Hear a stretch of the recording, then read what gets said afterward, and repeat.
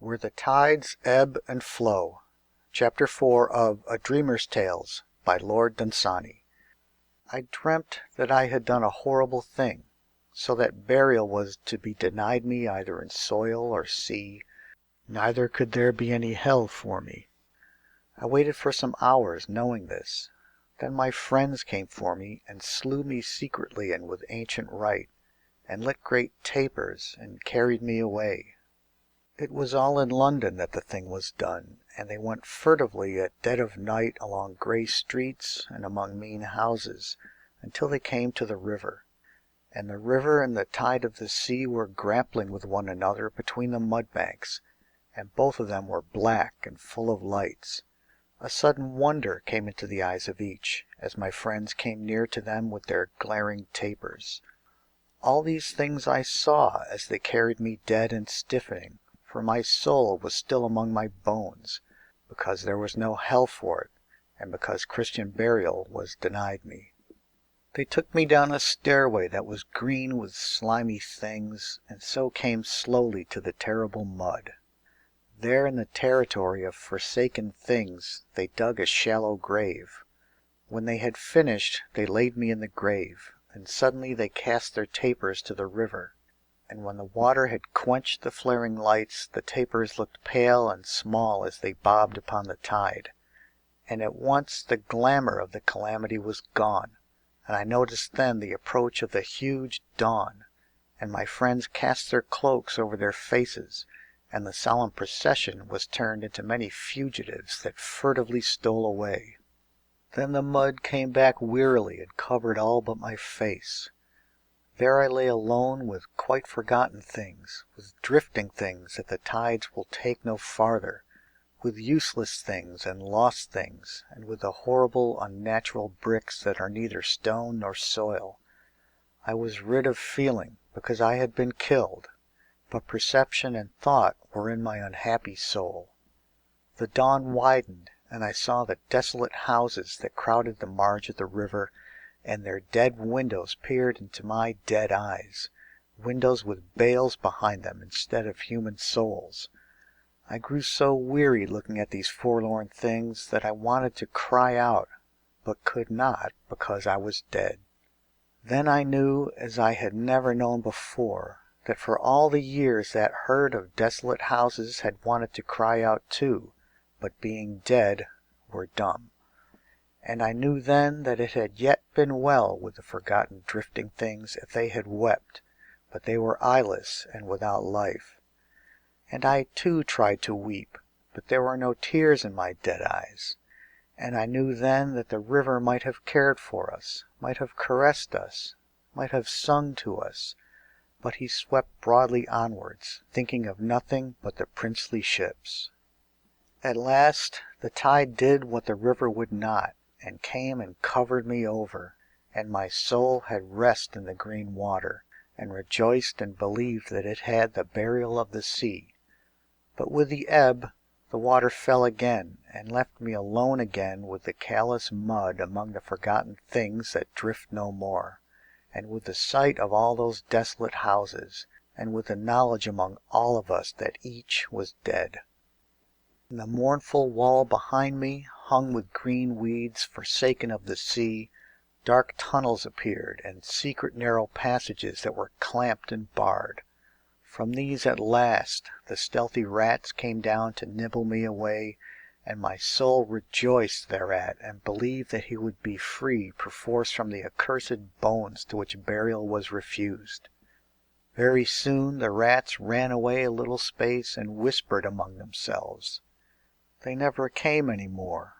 When I found that I was accursed even among the rats, I tried to weep again.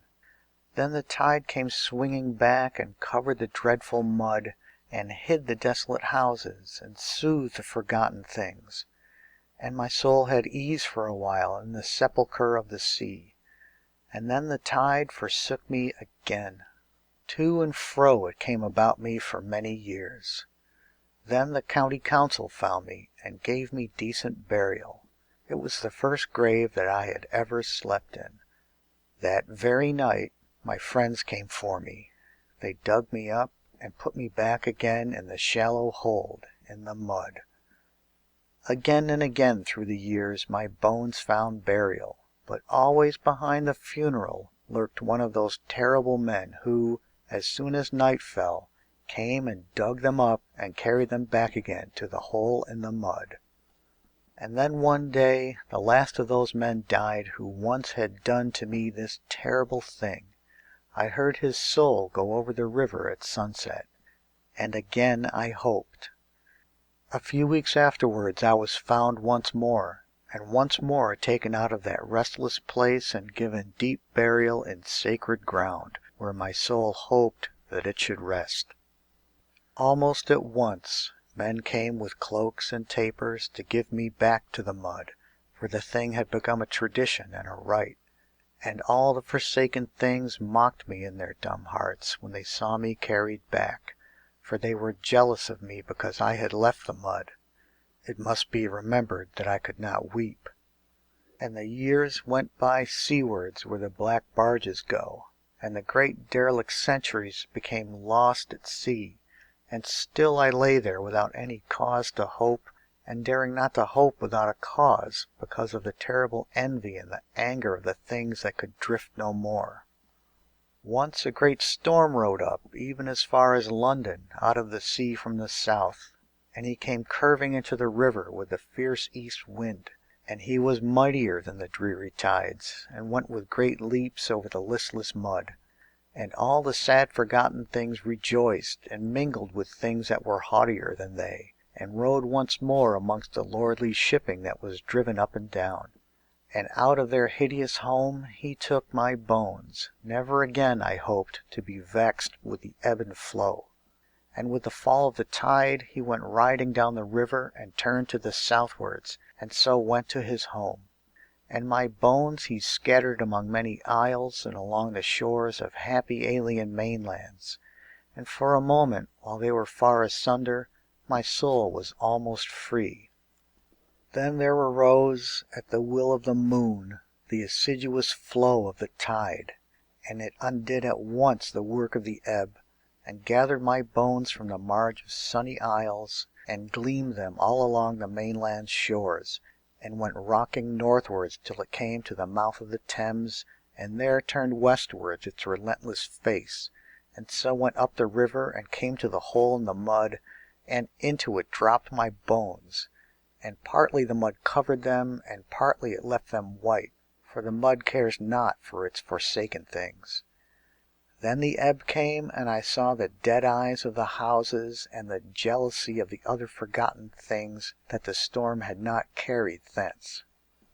And some more centuries passed over the ebb and flow and over the loneliness of things forgotten, and I lay there all the while in the careless grip of the mud, never wholly covered, yet never able to go free, and I longed for the great caress of the warm earth, or for the comfortable lap of the sea. Sometimes men found my bones and buried them, but the tradition never died, and my friend's successors always brought them back.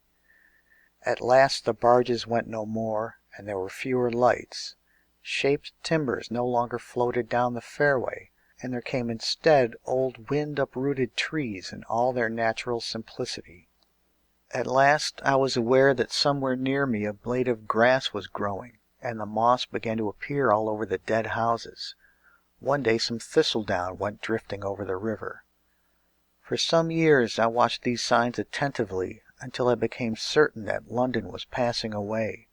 Then I hoped once more, and all along both banks of the river there was anger among the lost things, that anything should dare to hope upon the forsaken mud. Gradually the horrible houses crumbled, until the poor dead things that never had had life got decent burial among the weeds and moss. At last the may appeared, and the convolvulus.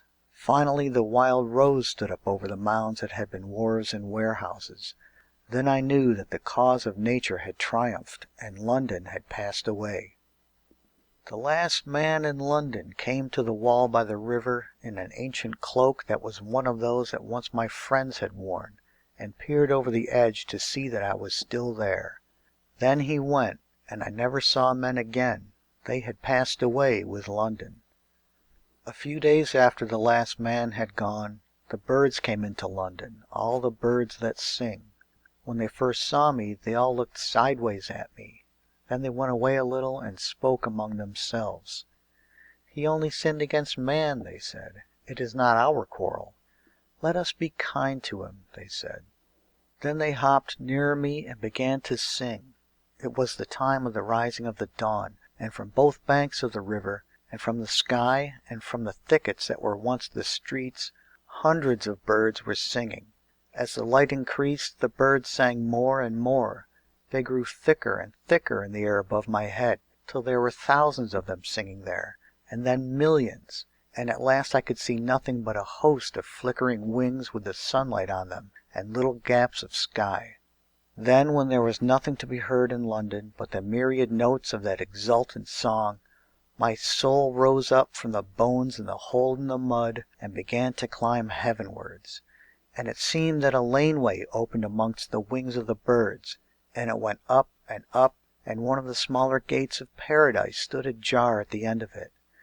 And then I knew by a sign that the mud should receive me no more, for suddenly I found that I could weep. At this moment I opened my eyes in bed in a house in London, and outside some sparrows were twittering in a tree in the light of the radiant morning, and there were tears still wet upon my face, for one's restraint is feeble when one sleeps. But I arose and opened the window wide, and stretching my hands out over the little garden, I blessed the birds whose song had woken me up from the troubled and terrible centuries of my dream. End of Where the Tides Ebb and Flow. Chapter 4 of A Dreamer's Tales by Lord Dunsany. Recording by David Mack.